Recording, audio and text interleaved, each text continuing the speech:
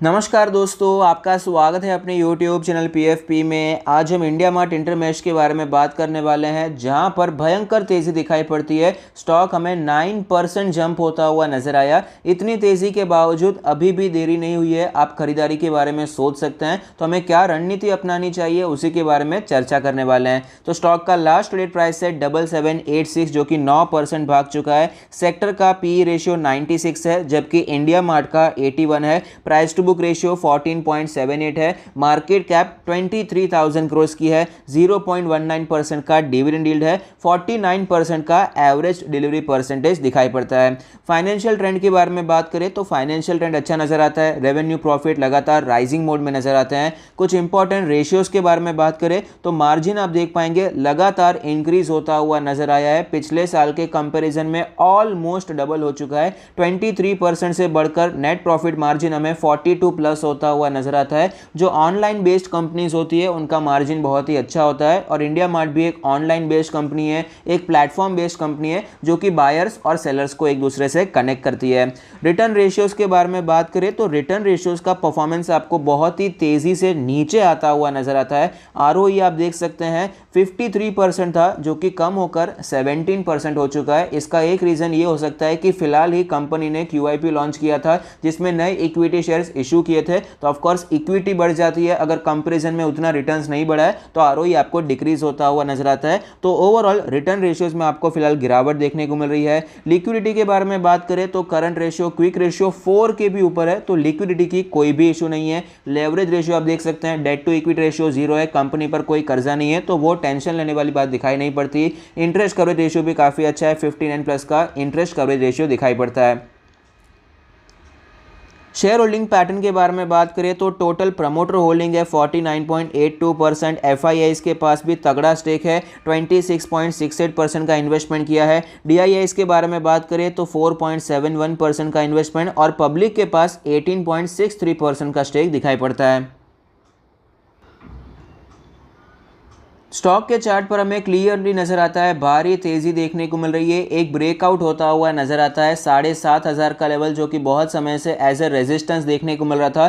3 महीनों से इसी लेवल पर स्टॉक जाता और वापस आपको नीचे आता हुआ नजर आता था। ये लेवल हमें टूटता हुआ नजर आया है, और 7,500 का जो रेजिस्टेंस था वो कितने बड़े मार्जिन से टूटा है। ऑलरेडी स्टॉक हमें 7,800 के आसपास ट्रेड करता हुआ नजर आता है। RSI के बारे में बात करें तो आप देख पाएंगे RSI में बहुत ही अच्छी स्ट्रेंथ देखने को मिल रही है।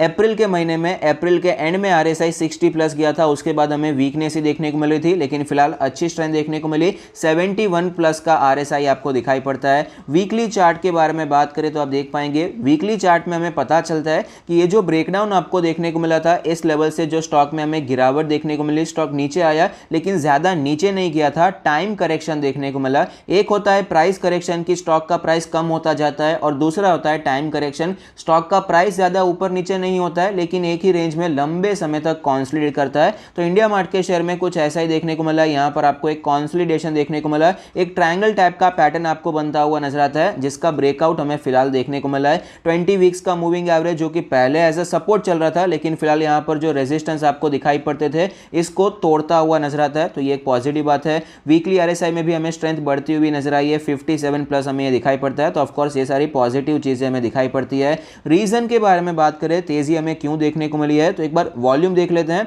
वॉल्यूम आप देख पाएंगे वॉल्यूम बहुत ही अच्छा देखने को मिला है, वॉल्यूम वाला ब्रेकआउट हमें दिखाई पड़ता है, और वीकली चार्ट पर इतना बड़ा वॉल्यूम हमें यहां पर फिलहाल तो नजर नहीं आता, लेकिन डेली चार्ट पर ऑफकोर्स एक स्ट्रॉन्ग वॉल्यूम हमें दिखाई पड़ता है। तो ओवरऑल एक तो ये रीजन है कि भाई वॉल्यूम बहुत ही अच्छा था। वॉल्यूम अभी अच्छा क्यों आया था, तो ऐसा न्यूज में आ रहा है कि FNO में इंक्लूजन होने वाला है, इंडिया मार्ट FNO सीरीज में आ जाएगा, ये सारी चीजें हो सकती है, लिक्विडिटी बढ़ सकती है, ये कुछ रीजन है कि इंडिया मार्ट में तेजी आ रही है। लेकिन मेरा पर्सनली मानना है कि सिर्फ इसी के कारण इतनी भारी तेजी आना इतना कॉमन नहीं होता है। बहुत बार ऐसे स्टॉक्स आते हैं FNO में ऐड होते हैं, लेकिन हर एक स्टॉक में कोई आपको 7-8%, 9-10% की तेजी दिखाई नहीं पड़ती है। तो इसीलिए ज्यादा यहां पर हमें रीजन फिलहाल नहीं मिल रहे हैं, तो ढूंढने की कोशिश नहीं करनी चाहिए। स्टॉक मार्केट में काम करके इतना तो समझ में आ गया है कि जब पैसा डालेंगे तो शेयर में तेजी आएगी। रीजंस फॉलो करते रहते हैं, रीजंस हो ना हो, शेयर में अगर तेजी आनी है तो वो आ जाती है। तो यहां पर फिलहाल हमें टेक्निकली कैसे काम करना है, फंडामेंटली कैसे काम करना है, हमारा क्या व्यू पॉइंट है, ये जानना बहुत ही जरूरी होता है। रीजंस तो आते जाते रहते हैं।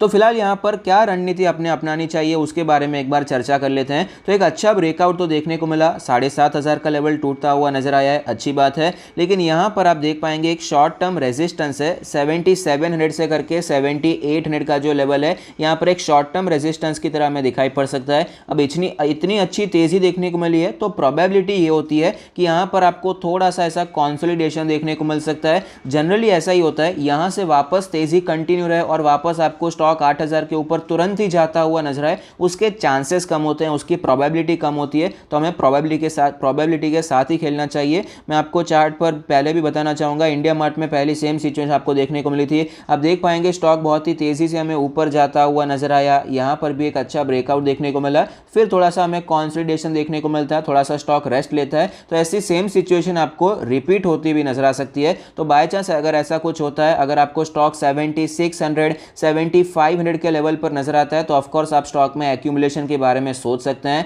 स्टॉक ने कई बार हमें मौके दिए 7000 पर खरीदने के लिए, 7000 के नीचे, लेकिन पेशेंस होना बहुत ही जरूरी है। कई लोगों ने यहां पर भी खरीदा है मई के महीने में, 3-4 महीने कुछ रिटर्न्स नहीं आते हैं, फिर एक दिन में शानदार रिटर्न्स दिखाई पड़ते हैं। तो अगर आप इन्वेस्ट करते हैं तो ऑफकोर्स आपको होल्ड करना पड़ता है। अब फिलहाल यहाँ पर रणनीति के बारे में बात करें तो आपको 7500 7600 अगर ये प्राइसेस दिखाई पड़ते हैं तो यहाँ पर आप खरीदारी के बारे में सोच सकते हैं। करंट मार्केट प्राइस पे खरीदारी करने में प्रॉब्लम ये है कि यहाँ पर आपका जो रिस्क रहेगा वो बहुत ही ज्यादा रहेगा, क्योंकि आज के अकेले दिन में आपको इतनी भारी तेजी देखने को मिली है, तो ऑफकोर्स रिस्क रिवॉर्ड रेशियो इतना ज्यादा फेवरेबल नहीं हो जाता है। तो इसीलिए यहाँ पर आप 7500 600 का वेट कर सकते हैं, जहाँ पर एक अच्छा डिप आपको मिल सकता है और प्रोबेबिलिटी के हिसाब से वो लेवल आपको मिल सकता है जहाँ पर आप एक्यूमुलेशन करने के बारे में सोच सकते हैं। तो अगर आपको वीडियो अच्छा लगता है तो प्लीज़ कोई फीडबैक दीजिए। Thank you, stay happy, happy investing.